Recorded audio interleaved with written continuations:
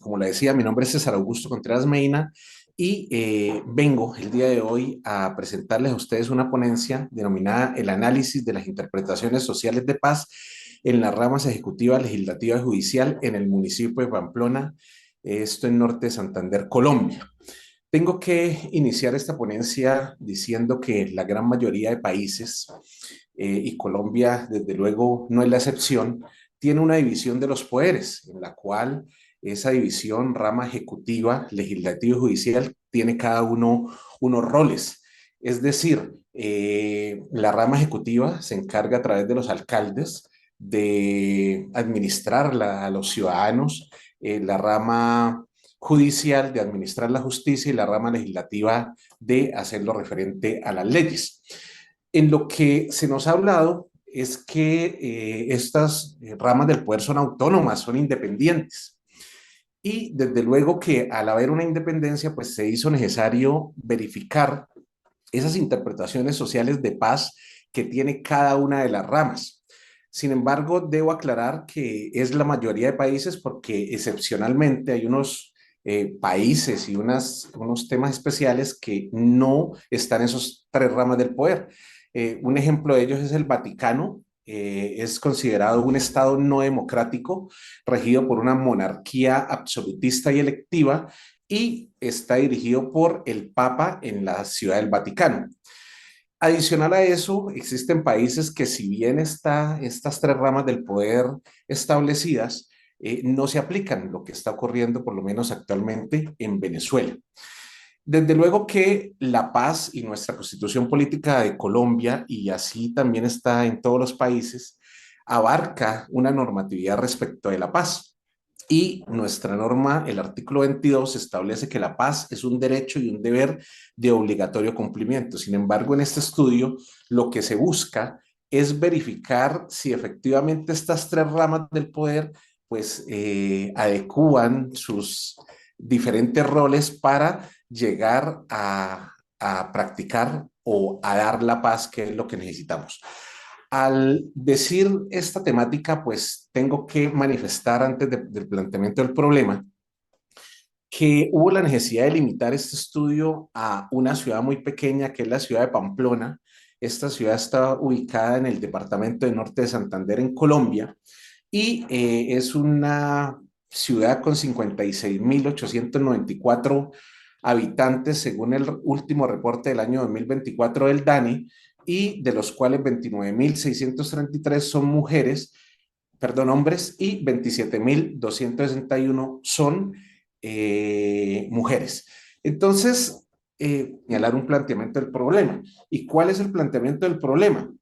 Indiscutiblemente, se planteó como problema cómo se configuran y difieren las interpretaciones sociales de paz en la rama legislativa y judicial dentro del municipio de Pamplona.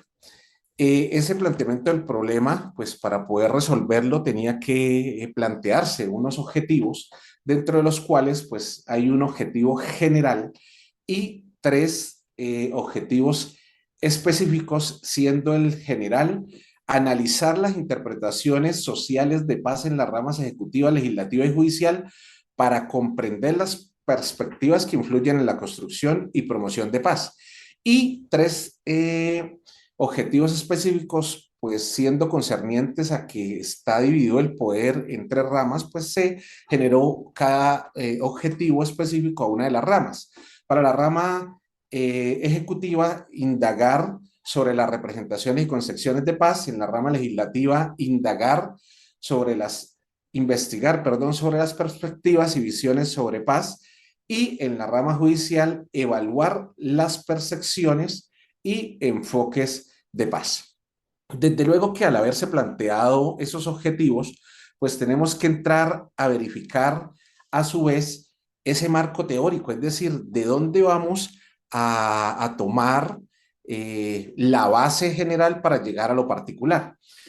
Tenemos que decir que lamentablemente la literatura sobre las percepciones de paz es muy limitada, es muy poca. ¿Por qué? Porque no ha habido grandes estudios al respecto. Sin embargo, dentro del marco teórico se consideró pertinente plasmar a cuatro grandes tratatistas que han relacionado todo lo referente a las percepciones de paz, iniciando con el teórico Berger y Luhmann. Esta teoría hace referencia a una construcción social de la realidad. ¿Qué quiere decir eso? Que no es lo mismo la percepción que puede tener un ciudadano en la ciudad de Pamplona, norte de Santander, Colombia, una ciudad que relativamente es tranquila, a una misma ciudad en norte de Santander, el Catatumbo, que ha tenido un renombre estos días porque hubo un auge de personas que tuvieron que salir de su territorio, dado los conflictos internos que existen en grupos alzados en arma. Entonces, la percepción de paz de un pamplonés tranquilo a una persona del Catatumbo que están ahorita en conflicto, pues es muy distinto. A su vez, como marco teórico segundo, el tratadista Johann Galtung es considerado el precursor de la paz, el que más ha hablado de paz actualmente, y él tiene su teoría de la paz positiva y negativa. La paz negativa hace referencia a la ausencia de guerra, es decir, no hay guerra. Y eso es algo que anhela muchas personas, muchos países. Pero concluye que no la paz negativa es la que debemos buscar en esas percepciones de paz, sino la paz positiva, haciendo referencia a que si bien debe haber una ausencia de guerra, también debe existir la presencia de justicia social, es decir, que haya una equidad para todos, que las normas se hagan para todos, que los alcaldes cuando administran esos recursos llegue a todos y desde luego que lo referente a la rama judicial, es decir, que los jueces de la República apliquen las normas de conformidad para todos. Como tercer teórico, se consideró pertinente en este estudio citar al tratadista John Rawls con su teoría de la justicia. Es una justicia que se basa en una sociedad pacífica, es decir, que no basta con que estemos llenos de normas que nos regulen de pronto nuestros comportamientos, sino que esas normas busquen que realmente haya una paz en esa sociedad, porque puede que haya muchas normas, pero si no se utilizan, si no se aplican correctamente, pues ¿cómo podemos hacer o llegar a percepciones de paz? Adicional a eso, y como último, el tratadista Jürgen Habermas con la democracia deliberativa, es decir, permitirle a la ciudadanía que construyan la paz. Entonces, hoy en día en nuestro país, en Colombia, eso se está viendo muchísimo porque los diferentes debates que se hacen para generar normas, en los debates para crear políticas sociales, se cita a la ciudadanía para que se hagan partícipes y puedan realmente aportar desde sus vivencias diarias lo referente a la construcción de paz. En este estudio, pues también hubo la necesidad de hacer una metodología. La metodología que se utilizó fue un enfoque netamente cualitativo, con una investigación-acción participativa, más adelante lo explico, y es a través de grupos focales, es decir, se tuvo participaciones de personas de la rama judicial, de la rama ejecutiva y de la rama legislativa. ¿Con qué objetivo? De que se hicieran unas autoconfesiones. Concretamente se manejaron 6 grupos focales, cada uno conformado por 5 personas, y en esas 3 sesiones se plantearon 15 preguntas para llegar a aplicar las recomendaciones de Kruger y Casey, que es que haya una metodología de homogeneidad. ¿Qué quiere decir? Pues se citaron en unas sesiones a mujeres, en otras sesiones a hombres, y poder en esos grupos focales pues determinar y llegar a los resultados posteriormente.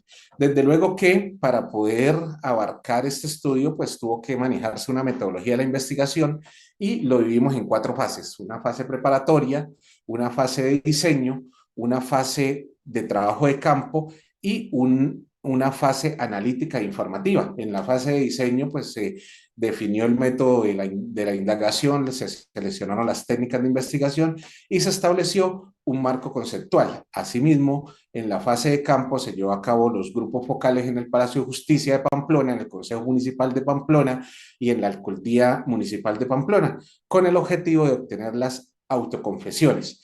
Y la fase analítica e informativa, que fue analizar dichas confesiones. Desde luego, en cada una de las fases, pues se utilizaron herramientas. Dentro de las herramientas, pues en la fase preparatoria es indiscutiblemente la revisión bibliográfica, porque ese es el derrotero inicial para poder llegar a las conclusiones.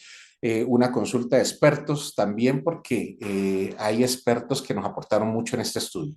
Una fase de diseño que fue seleccionar la muestra, es decir, cómo íbamos a evacuar esas entrevistas y los grupos focales. Y por último, un análisis temático de los datos y la codificación. Dentro de los resultados, podemos ver que los dividimos en cada una de las ramas. Para la rama ejecutiva, se generó como una de las conclusiones la diversidad de perspectivas, armonía y estabilidad en las relaciones interpersonales, la promoción de justicia e igualdad, un compromiso de sostenibilidad y a su vez la construcción de relaciones sólidas. En lo referente a la rama legislativa, pues también hubo una influencia de ideologías políticas, las perspectivas conservadoras y un consenso de la importancia del diálogo y la colaboración institucional. Y por último, en la rama judicial, una justicia como pilar fundamental, la aplicación imparcial de la ley, la resolución justa y equitativa de conflictos y la promoción de confianza en las instituciones judiciales.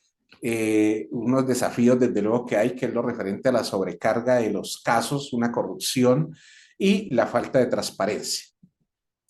Como conclusiones que con esto culminaría, pues podemos llegar a decir que dentro de esas conclusiones la principal es que existen diversidad y o sea, las interpretaciones de paz son diversas y multifacéticas, es decir, que está influenciado por factores socioeconómicos, culturales e históricos. A su vez, cada rama del gobierno contribuye a la promoción de la paz desde sus funciones y perspectivas, pero se requiere una mayor coherencia y coordinación en los enfoques. Como tercero, que la colaboración interinstitucional es clave para abordar los desafíos de manera integral y construir una paz sostenible en paz. Como cuarto, las perspectivas y visiones sobre la paz en cada rama son diversas, pero comparten un compromiso común en cada promoción de paz. Como quinto, que las decisiones, leyes y políticas de las diferentes ramas del poder tienen un impacto significativo en la consolidación de un ambiente pacífico. Y como sexto, que la legislatura juega un papel muy crucial en la promoción de paz, la resolución, descubriendo todos los conflictos a través de la legislación, la asignación de recursos y el fomento de la participación ciudadana. Agradezco al creador del universo por darme habilidades que sigo descubriendo, a mi compañera Adriana Suárez e hijos, a mi familia y a todos los colaboradores que aportaron esfuerzo para este gran propósito. Muchas gracias.